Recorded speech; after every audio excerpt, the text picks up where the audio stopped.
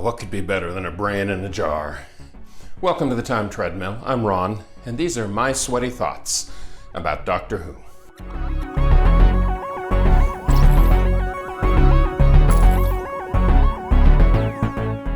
The brain of Morbius is infamous in Doctor Who history. It's one of the most pivotal classic Doctor Who stories, or certainly one of the most controversial, especially given the events of the end of the most recent series of Doctor Who. But I'll get to all of that tomorrow. What I want to talk about today instead is the writing credit for this story. The Brain of Morbius, the original screenplay, was written by legendary Doctor Who writer Terrance Dicks. Unfortunately, script editor Robert Holmes found it to be completely unfilmable with significant problems throughout, and so radically re-edited the entire story, to the point where Terrance Dicks asked for his name to be taken off the credits and be replaced with something bland. Hence, the story credit for this one goes to the fictional Robin Bland.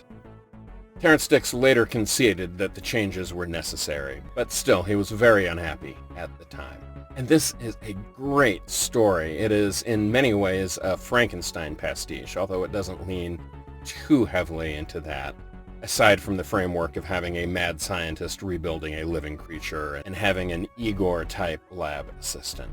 But more importantly, the story features the Sisterhood of Karn, a mystical matriarchy that is tied together with the Time Lords ever since their historic battle with the titular Morbius, a rogue Time Lord. This is the only story in classic Doctor Who that the Sisterhood appears in, but they were mined heavily for usage, first in Night of the Doctor, depicting the regeneration from the 8th Doctor into the War Doctor, and then later used several times in key moments for the series. This is a fantastic, dark, gothic story. This is the epitome of Holmes Hinchcliffe Who. It is one of my favorites, and I highly recommend it, in spite of, or maybe even because of, the controversial ending. And as for that ending, well, I will get to that tomorrow.